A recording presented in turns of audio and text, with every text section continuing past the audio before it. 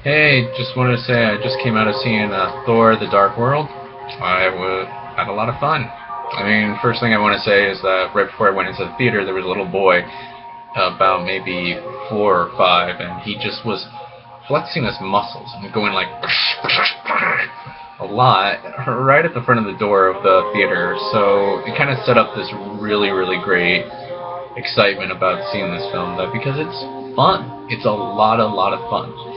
I mean, what works really well about these films is that they've been setting up these characters. You know what I'm saying?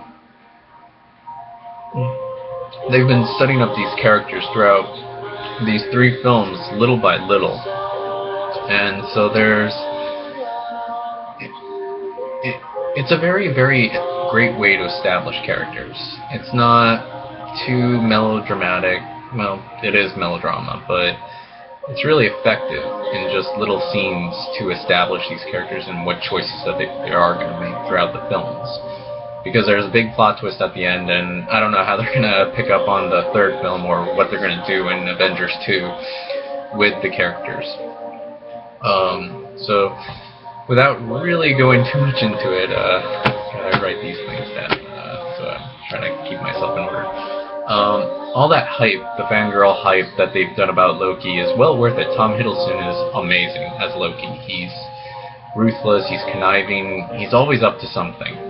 And a lot of that stuff is well grounded because they've established the character really, really well. And he's a lot of fun to watch. And really, really, he's great. He really makes it well worth it. Thor, again, is 3rd time coming around. It's kind of amazing how cool this character is. I mean, he can be really, really silly. And what's really, really amazing is like these scenes where Thor comes to Earth and he has to just sit in a car. And that's funny as is. You know, Chris Hemsworth takes it like a pro. He knows his humor really, really well. And just him sitting in a car, you're going to die of laughter just because it's ridiculous. Him in a subway, it's ridiculous. And the funniest scene in the movie is a scene where he comes into a house and he takes his hammer and he puts it on a coat hanger. It's like he just does it, and it's part of his character, and it adds so much to him. It's so enjoyable. It's wonderful. This is seriously a better-looking film.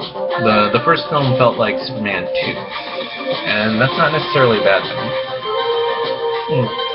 But it had like a lot of long hallways and a lot of stuff that didn't feel like it was a real place. It just felt like just blank sets, just to show off stairways and stuff like that.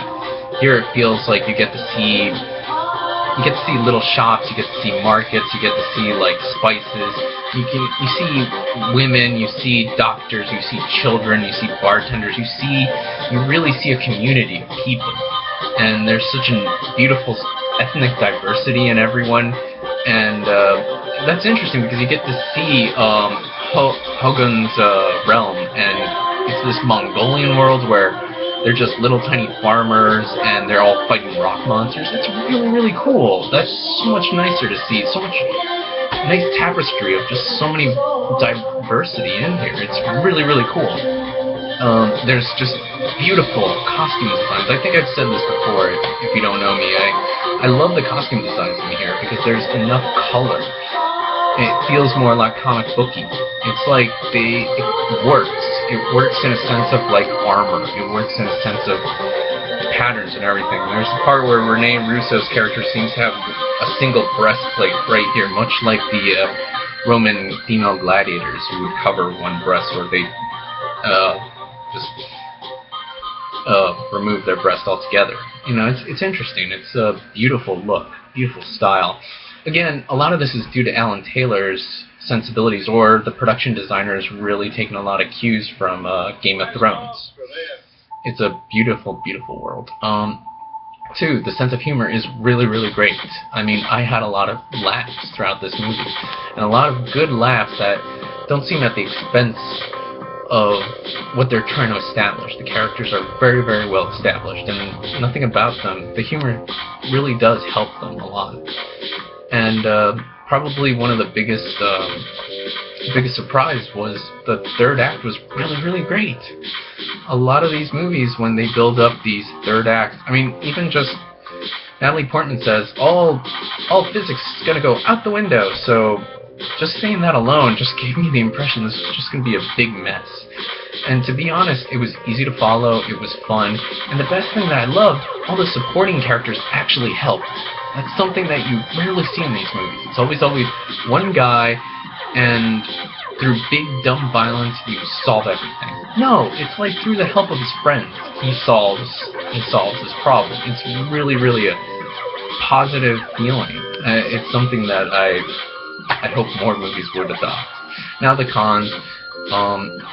You know what? I really like this movie, so my cons are going to be really, really not that good, but I keep hearing them a lot. Some of the relationships are very underdeveloped. I mean, they're developed through like maybe one line or two, and so they don't feel that well connected when something happens to some characters. The villain is really, really, really just underdeveloped also. Because he's played by the wonderful Christopher Eccleston, famous Doctor Who when they did the reboot, and you can live or live without him. He doesn't feel that permanent because Loki is a little bit more. You're always wondering what's up with Loki more than the actual villain who's destroying the entire world. Like, it's fascinating. It's fascinating how less of an impact he has. In fact, there's a scene that I thought was really weird, that he's looking up to the portals and see his throat move, so he's saying something, but they deleted a line that he said. So, again, they made him less of a villain. One of my weirdest complaints is that I found Thor to be more brooding in this film than he was in the other films, where he's just this fun character and he just wants to drink and go out and fight things. He's less that in this movie. A lot of that is because they're trying to establish a relationship with Natalie Portman. And, you know what, you can give or take Natalie Portman. Some people really, really hate her. She's not the worst. She's not Denise Richards in The World Is Not Enough, where she plays a nuclear scientist. But it's kind of a pulpy relationship. In fact, it's weird, the relationship here again, because he's such a warrior and she's such a scientist, and they don't seem to mix well. Lady Sif makes more sense than actually Natalie Portman. But, you know what, Natalie Portman's beautiful. I wouldn't turn her away if I had the chance. Chris Hemsworth is beautiful, and I wouldn't turn him away. No, again, you know, it's why not? Why not for the sake of it? Now, the other comparison is the Star Wars prequel, because Natalie Portman looks a lot like from Episode 2, and the whole romance, right down to like the same setting and the same lines. It seems almost just as ridiculous as that.